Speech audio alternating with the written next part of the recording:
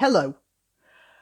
First of all, I want to warn you that if you don't like to hear President Trump being praised, this video isn't for you. And secondly, I want to warn you that if you think COVID-19 is a hoax or nothing worse than the flu, this video isn't for you either. And thirdly, if you think the vaccination program is a way for Bill Gates to insert microchips into you or make you infertile or turn you into the ravenous bug blatter beast of Trull, then this video is definitely not for you. For all the other people in the real world, then perhaps you might stay a while to listen. Now, first, I have to say that I don't object to people being sceptical about the vaccine itself, whichever one it is. That is, I personally won't take the yearly flu vaccination that I'm supposed to have. And that's because I had a bad reaction to vaccination about 4 years ago, and that very much put me off. I was on the list because I get asthma, you see, but I couldn't risk another session like that. I was very ill. It is a risk not to take the flu vaccine because I happen to know somebody who did die from the flu. And in the same way, I know that having the COVID vaccine is probably a risk as well. However, the risk of getting COVID is even worse because this is definitely not like flu. Well, it is for some people, of course, but this bug, whatever the lefty media try to tell you about pangolins or bat soup or anything like that, most scientists now, with more letters after their names than have I, agree that it was a bug that was developed in a Chinese lab, and it was developed to have what is called gain of function. And that's a fancy scientific term for, in this case, a respiratory infection that's a really, really, really nasty bug that infects and destroys far more efficiently than the original bit of a cough from which it was developed. And the thing about COVID is that if you do survive it, which obviously many do, you stand a good chance of being left with long-term problems, including kidney and lung damage, as well as loss of smell or taste. And believe me, you don't know how important that is until you've lost it. Well, it is to me anyway, considering the number of times I've come up here to my attic office for a couple of minutes just to check something and left the dinner cooking downstairs and completely forgotten about it. If I didn't have a sense of smell, this whole house would probably have gone up in smoke months ago. Okay, so that said, let's get on with a tale of two Buccaneers. So the first one is President Trump.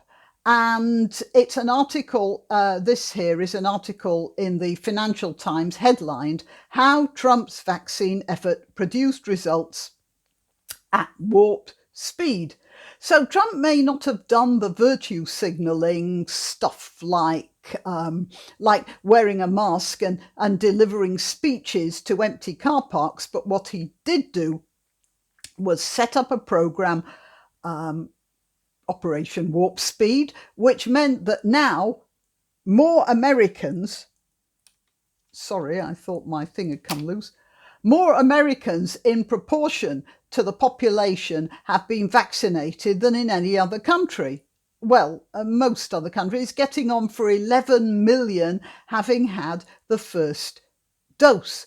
That was by the end of January. And in proportion to the population, it's a respectable fourth down in a list which starts with Israel, then the UAE, the United Arab Emirates, then Britain, then the USA. And you have to take the sheer size of the USA into consideration when you're looking at these figures. And so given that the vaccination saves lives, there are many people in America alive right now, or healthier right now than they would have been, who owe that to Trump's dynamic response to the illness. And that dynamic response was to organise funding for the research.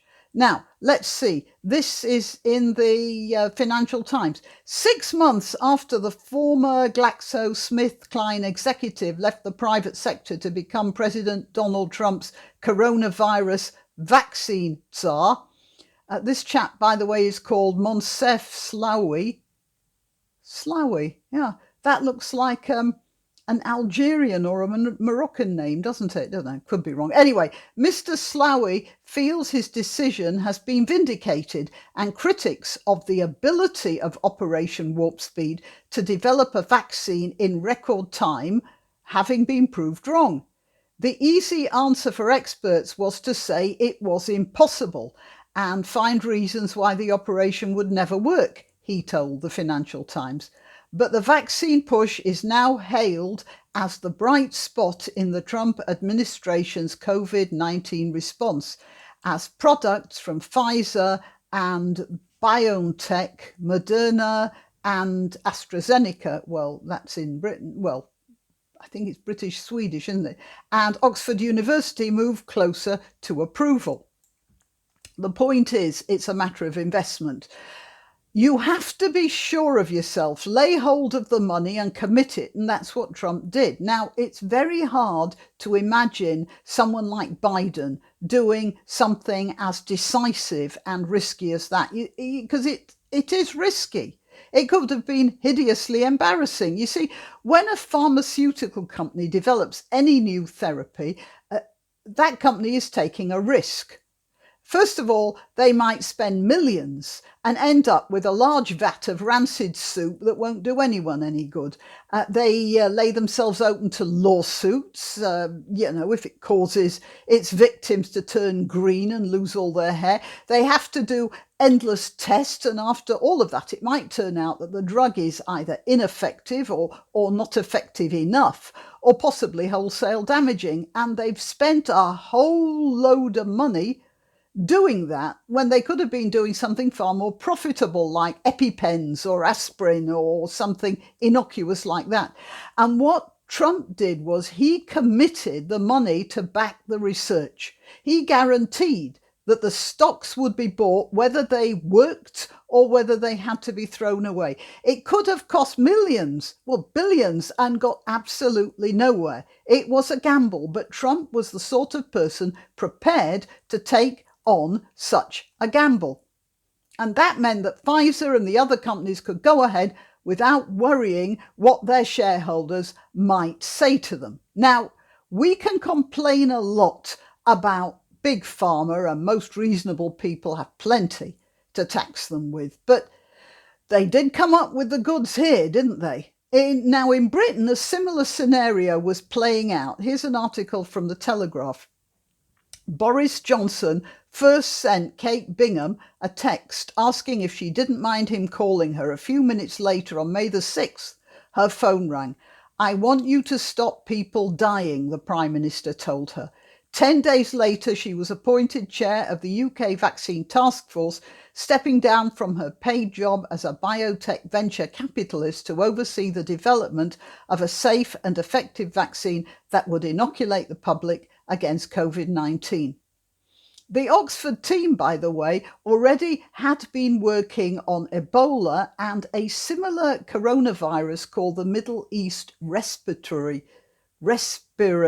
Syndrome, MERS.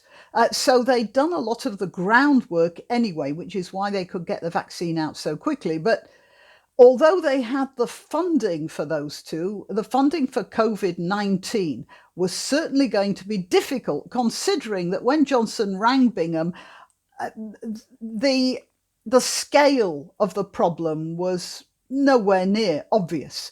At that time, again, it could have been a huge storm in a teacup, costing the British government millions in committed funding, and it needed a gambler to take that risk. And as it turns out, Johnson was that gambler, guaranteeing AstraZeneca to cover their costs. And by the way, props to AstraZeneca, they're doing all of this at cost. This is the utility of having a decisive and bombastic leader who's a bit of a chancer.